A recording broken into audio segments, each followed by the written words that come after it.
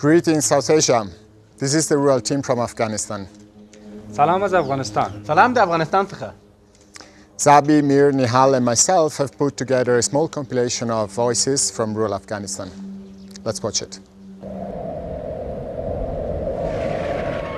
30 years of warfare can shatter any nation. It certainly wreaked havoc in Afghanistan. Schools, mosques and hospital buildings were razed to the ground. Millions died. Many more were wounded or fled. War raged on and the nation was on fire. 5.5 million refugees fled Afghanistan. Some 2 million people died. The war widowed and orphaned 1 million of the population. 3,000 schools were abandoned or destroyed. 90% of skilled labor force left the country. ما از جنگ خسته هستیم، ما خواهان صلح هستیم. Mercifully, the war ended. The fire was doused, though the land continued to smolder. The people of Afghanistan embraced peace and kissed the land back to life. As international communities rallied,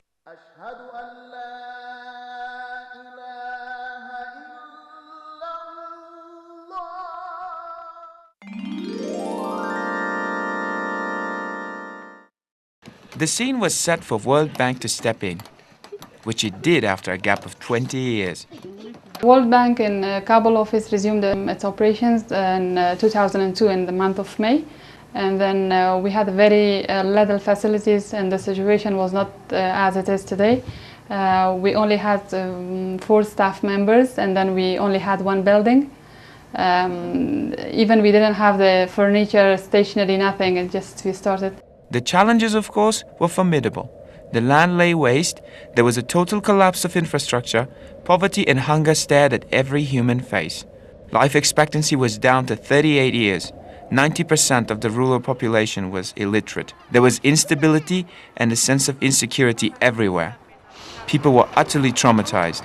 The new enemies were the vicious poppy trade and warlordism.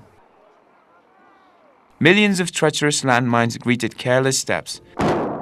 Rebuilding, therefore, involved a daunting task in all sectors, and more importantly, in the rural areas, where most of the poor lived.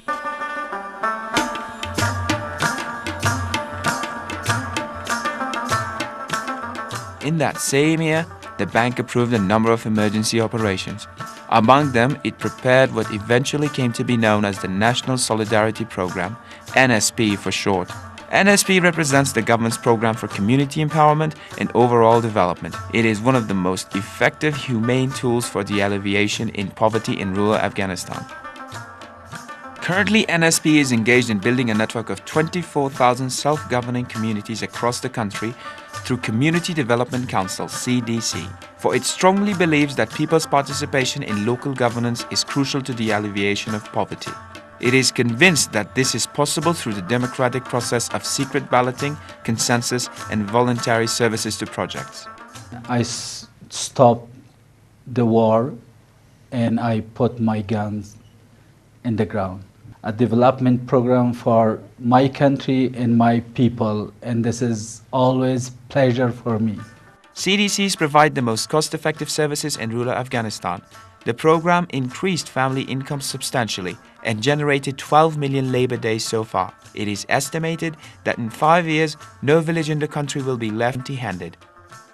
Development plans given to rehabilitating and building schools shows the importance that many rural communities place on education. Investing in education produces tremendous potential in human resources. Nearly 700 schools have been built, furnished and staffed so far, enabling young girls and boys from approximately 115,000 families to gain primary education. In a country where contaminated water killed millions every year, provision of safe drinking water assumes paramount importance in all development projects. NSP has given 3 million people access to safe drinking water today. پروگرام همبستگی ملی که واقعا یک پروگرام بسیار وسیع و همه جانبه است در کل افغانستان ما و این شانس نصیب ما هم شد و از خداوند متعال می‌خوایم که این شانس نصیب هم مردم افغانستان بشه. Villages without electricity can never hope to become part of the nation-building process. The NSP ensures large-scale rural electrification, crucial to holistic planning and development. Today, nearly 2.2 million people in rural Afghanistan have electricity, many for the first time in history. It increased the productivity of small businesses and enterprises. In a country where 70% of arable land lies fallow because of poor or non-existent irrigation facilities, World Bank quickly funded several projects. Now this in turn has increased the yield of cereals and vegetables for 360,000 farming families. سابق ما کشت کوگنار میکنیم ایواز از او برای ما دولت پیاز زعفران داده الان زعفران حال کش میکنه پول پاکیه پول حلالیه و دیگانی گندم میکنه. More than 50% of rural villages don't have year-round road access to essential services. Connectivity increases productivity, security, and national unity. What has been accomplished in the last 4 years in rural Afghanistan is a promising beginning of a journey towards economic growth and poverty reduction. Much remains to be done. Rural communities have a long way to go before they can make up for the enormous losses incurred in every realm of life and catch up with development that passed them by during those decades of conflict. سالهای قبل ما مشکل زیاد داشتیم. حال کدام مشکل نداریم، با آزادی زندگی خود پیش میبریم. In February 2006, the Afghan government and the donors met in London to launch what is called the Afghan Compact. The compact sets goals, outcomes, benchmarks, and mutual obligations for the next 5 years. Ensuring greater coordination between the Afghan government and the international community was one of the chief goals. At the meeting, the World Bank pledged $1.2 billion out of a total of $10.5 billion for the whole compact in the next 5 years for the reconstruction of Afghanistan. Out of this amount, almost $1 billion is earmarked for rural development.